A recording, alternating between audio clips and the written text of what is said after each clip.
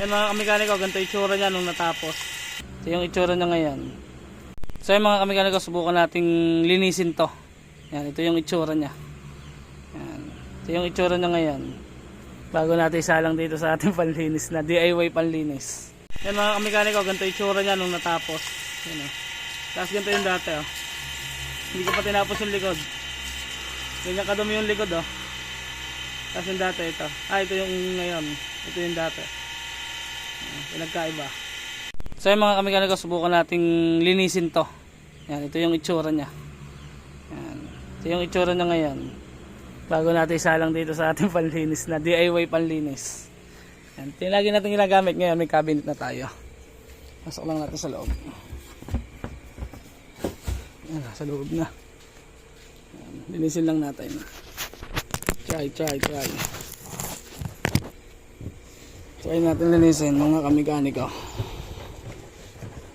Yung tubig tayo. Ito yung pressure water yung gamit natin. Yung iba kasi ang gamit yung compressor. Ito pressure water. Yan, try natin. Oh. Yan.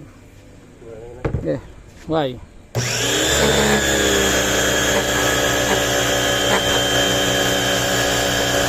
Dito lang muna sa part na to.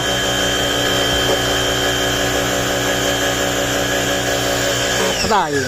Yan na, yung tinamaan mga kamekaniko. Medyo blurred lang ang ating camera kasi nag-ano yung salamin. Yan, pero kita yung tinamaan. Ano?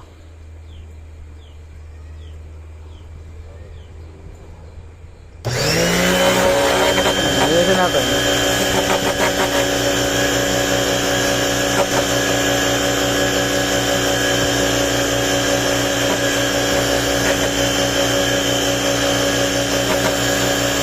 Yung kasing iba mga kamekaniko ang gamit compressor.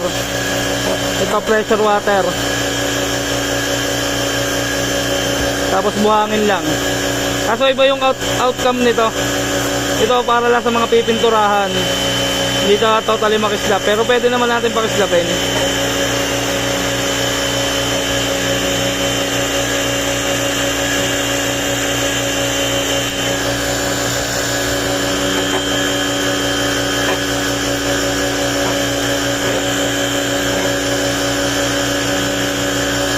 Tama tayo. Tayo. Lawas mo nga tayo. Pakita ko sa kalil saglit. Lawas mo na. Yung nilinis natin.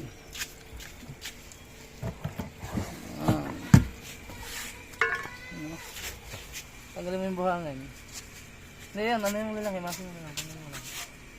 Ayan o. Ayun yung tinamaan mga kamekaniko. Kaya nalinisin lang natin lahat mga kamekaniko. Yan mga kamekaniko, ganito yung itsura niya nung natapos. Yan o. Tapos ganito yung dati o. Hindi ko pa tinapos yung likod. Ganyan kadumi yung likod o.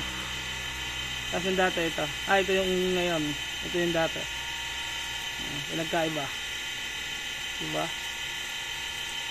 Kaya linisin na natin ng buo to mga kamekaniko. Yes,